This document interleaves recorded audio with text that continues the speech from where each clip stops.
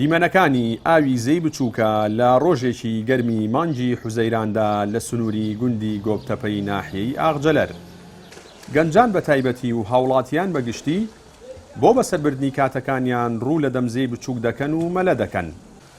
ئەوان باس لەوە دەکەن سەرەڕای مەترسیەکانی ئاوەکە، بەڵام بەرزبوونەوەی پلەکانی گەرما و نەبوونی کارەبای نیشتیمانی وای کردووە لە وەرزی گەرمادا ڕوو لەم شوێنە بکەن. ئاڕەوەڵایی زوو دێنێمە بە بۆنێم گەرمایە و هەموو وەرزشێک دێن لە چەمچەماڵەوە هاتوین، هەموو لە هەفتەیەکە 2 جاریان 3 جار دێن، ئەگەر بۆ مام کرێ زیاتریش دێمە بۆنێم گەرمایە زۆر خۆشە، یعنی جێوێکی خۆش پێ بەخشێت، وەکو بڵێن وەرزشێک وایە بە بۆنەی بێکارەبایی و کەم ئاوی و تر لە بەرەو هۆکارانە دێن لێرە خۆمان فێنکەکەینەوە. لە چەمچەماڵەوە هاتووم لەگەم برادرانەیە بە بۆنەی ئەم گەرما و بێکارەبای و بێئاویە جار دێن قلێ خۆمان فێنەکەکەینەوە لەم دەمزێ و مەلەیەکەین بۆ سیاحەت خۆمان و هەراوا بۆ خۆشیە جێوێکە گۆڕی. لەگەڵەوەی کە ئاوی دەمزەکان کەمی کردووە، بەڵامانێ شوێن هەیە هێشتا قوولە بۆ هاوڵاتیانە بێ ئاگادار بن. مەلەوانی جگەلەوەی حەز و خولیایی بەشێک لە هاوڵاتیانە بە تایبەت گەنجان بە وەرزشێکی گرنگیش دادەنرێت کە پزیشکان وەکو چارەسەر بۆ بەشێک لە نەخۆشیەکان دەستنیشانی دەکەن. هاوکات سونەتێکی پێغەمبەری ئیسلامیشە درودی خوای لەسەر بێت.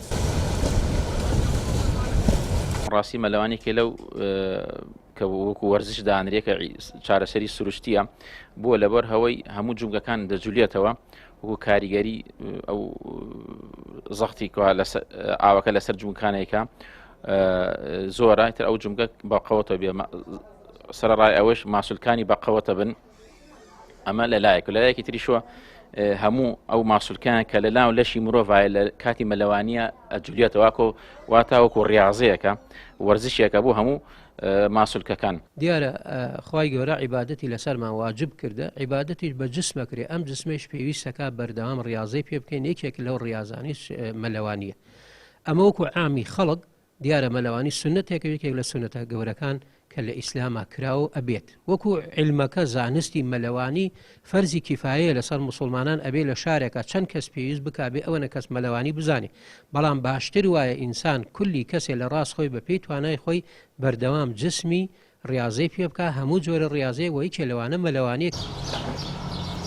زەی بچووک لە سنووری قەزای چەمچەماڵ یەکێکە لە شوێنە گەشتیاریەکانی هەرێمی کوردستان کە ساڵانە و بە تایبەت لە هەردوو وەرزی بەهار و هاویندا ژمارەیەکی زۆر لە گەشتیاران لە ناوچەکانی ناوڕاست و خواروی عێراق و ناوچەکانی هەرێمی کوردستان بۆ بەسەربردنی کاتێکی خۆش ڕوو لەم شوێنە دەکەن.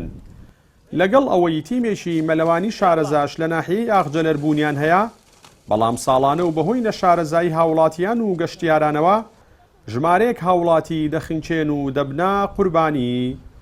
جەلال جەباری کەناڵی ئاسمانی پەیام گوندی گۆبتەپە لە سنووری ناحیەی ئاغجەلەر.